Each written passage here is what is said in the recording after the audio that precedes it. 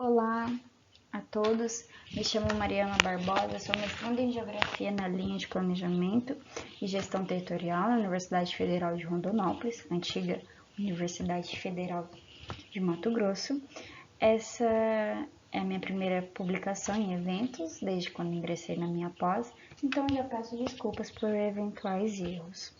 Bom, meu tema é dentro do eixo temático Planejamento da Paisagem Urbana, sendo seu assunto características socioambientais dos espaços públicos, análise sobre a Avenida dos Estudantes em Rondonópolis, Mato Grosso. Para iniciar, a gente tem aí uma citação indireta da Ana Carlos. A vida urbana está em constante transformação junto à cidade. Cada momento histórico registra na paisagem as relações de produção, reprodução social, econômica e política do espaço. Ao analisá-la, pode-se compreender a vivacidade da sociedade em toda a sua variedade. Abaixo tem-se uma imagem aérea da cidade de Rondonópolis, onde a gente vê o contraste entre o urbano e o natural, né? Inclusive aqui a gente tem um espaço público bem utilizado pela população, mas que não é o nosso objeto de estudo. Bom, antes de dar prosseguimento, né, do nosso objeto de estudo em si, é importante contextualizar o espaço público, né?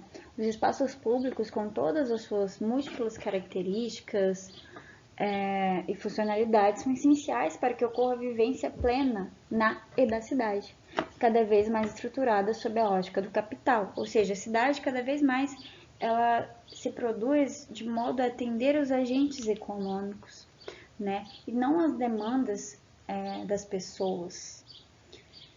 O espaço público ele pode se fazer presente no cotidiano, promovendo o lazer e o contato com os bens naturais, como o patrimônio natural, que cada vez mais nos distanciamos, já que cada vez mais artificializamos os nossos ambientes, onde muitas vezes passaremos o dia inteiro, a semana inteira, o mês inteiro. E além disso, são espaços que promovem a sociabilidade, seja como ponto de encontro, de práticas esportivas, de brincadeiras, ou só como passagem, né? Também vale ressaltar que são espaços de manifestação das diversas culturas e políticas, né? A conceituação de espaço público em si, ela é abarcada de diversas complexidades, mas de uma maneira sucinta e mais simplificada, como colocado no slide,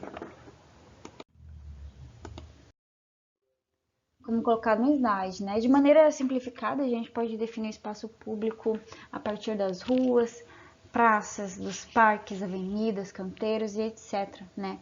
Cada qual com a sua função pré-definida conforme sua configuração estrutural, como a de circulação de pessoas e de veículos, né? No caso das ruas e avenidas, da prática de lazeres passivos e ativos, salvo a conservação ambiental em parques, praças e canteiros.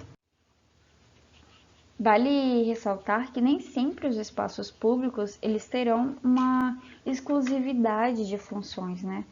Podendo conter mais de uma ou transformar sua funcionalidade por meio do uso que lhe é conferido, né?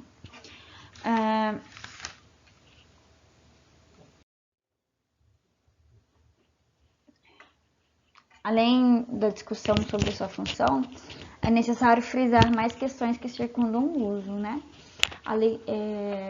Pessoas, como grandes protagonistas desses espaços, podem atribuir novas funções, assim como transformar espaços antes impensáveis com a opção de uso comum, uma possibilidade de encontro público.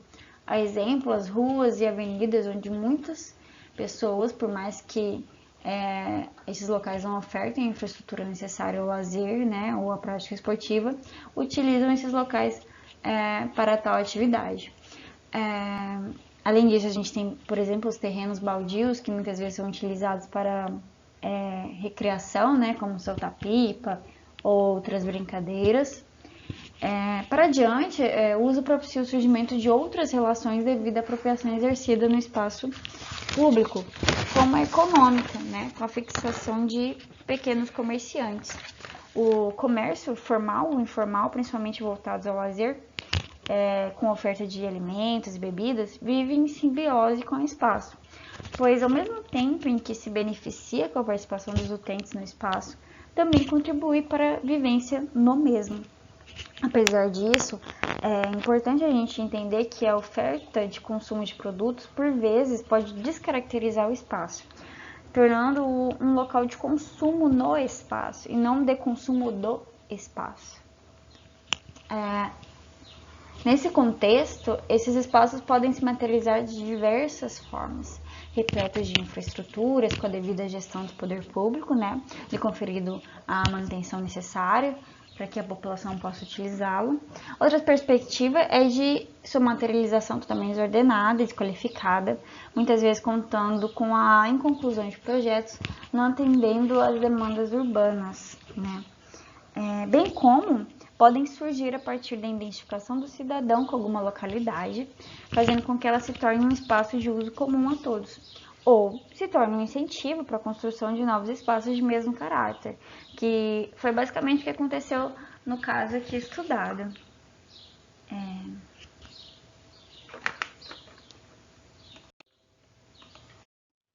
Aqui a gente tem nossos objetivos, né, que foi explicar o processo de criação dos espaços públicos localizados na Avenida dos Estudantes e analisar a importância desses espaços na promoção da sociabilidade, da prática esportiva e na segurança de seus utentes. Bom, resultados de discussões. A área estudada fica na MT 270, né, na Avenida dos Estudantes, entre as rotatórias do bairro Copalis, Colina Verde, Cidade de Deus e também Sagrada Família, que anteriormente era um vazio verde, né, de longa extensão que acompanhava toda a avenida, e esse vazio verde ele não continha nenhuma infraestrutura que possibilitasse o pleno uso por parte da população. Além disso, a localidade ela possuía um intenso empoeiramento, porque não havia pavimentação asfáltica, né? O que gerava na população certo descontentamento, né? E, consequentemente, diversas manifestações para que isso fosse solucionado. O mapa, ele visa representar, né? Como observado, é uma área de larga extensão localizada nos dois lados da avenida. No meio da demarcação, a gente tem a Avenida dos Estudantes. Uma área a gente pode ver que é mais extensa que a outra, né? No sentido de infraestrutura mesmo, uma área recebeu mais infraestrutura do que a outra. A avenida ela era utilizada em larga escala para realizar esportivas. No entanto, não havia uma segurança em executá-las na localidade. O espaço ciclista delimitado na pista, como a gente pode observar na foto, era utilizado para essas práticas, colocando o cidadão em contato direto com alto fluxo de veículos, principalmente carretas, que circulam na avenida, principalmente entre as horas de pico, né, das 5 às 9 horas da noite. E vale ressaltar que o fluxo de praticantes também era intenso na mesma faixa de horário. E a escolha desse momento do dia se dá principalmente pelo clima quente da cidade, sendo estes horários os mais amenos e de incidência solar menos agressiva, né? O que diminui as chances de queimadura. Bom, após diversos episódios envolvendo alagamentos, ligamento de parte da avenida, causada pela erosão existente no local, oriunda, né, da falta de drenagem das águas pluviais, neste ano, 2020, a Prefeitura Municipal de Rondonópolis iniciou as obras de pavimentação e de drenagem no local. Com isso, foi feita a instalação de aduelas que favoreciam, no caso, a vazão da água e a pavimentação asfáltica, né? E aí a gente tem duas imagens, uma imagem da erosão, né, que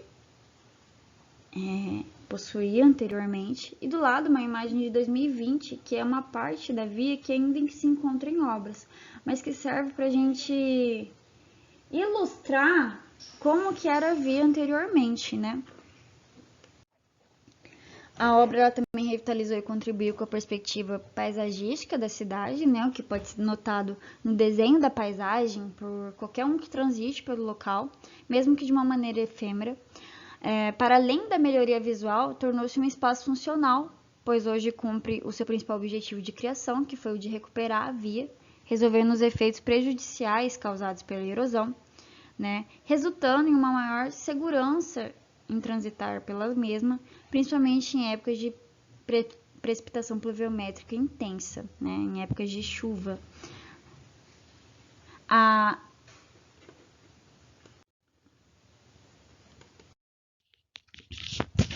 funcionalidade ela não se restringiu às necessidades estruturais urbanas, né, de pavimentação asfáltica, de drenagem de águas, transformando-se a partir da infraestrutura de acabamento desta obra, né, um local de encontro da sociedade, né. A problemática anteriormente citada da coexistência de pessoas que realizavam a caminhada, ciclistas e automóveis na Avenida dos Estudantes reduziu de maneira exponencial a partir da revitalização, porque essas pessoas elas começaram a ter um local para fazer a sua prática de exercício físico. A obra, então, contou com a construção de pistas de caminhadas nos dois canteiros mostrados anteriormente, e a viabilização desse projeto fez com que boa parte das pessoas migrassem suas práticas de exercício físicos. Esse canteiro ele tem uma metragem de 2,8 km de extensão. Bom, além da infraestrutura focada no uso para o lazer, a pavimentação asfáltica propiciou conforto, como a gente já mencionou, ela diminuiu a dispersão de poeira no ar, bem como melhorou a sinalização e iluminação pública do local, né?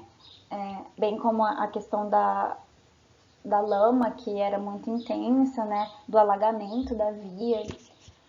Um outro ponto importante a ser tratado é a apropriação comercial que desabrochou nesse espaço, né? Seja formal ou informal. Durante o percurso, observaram barraquinhas de suco, lanches naturais, água de coco, entre outros. Esse comércio, ele atende tanto quem usufrui do espaço para lazer, quanto quem visa o consumo no sentido mais mercadológico mesmo.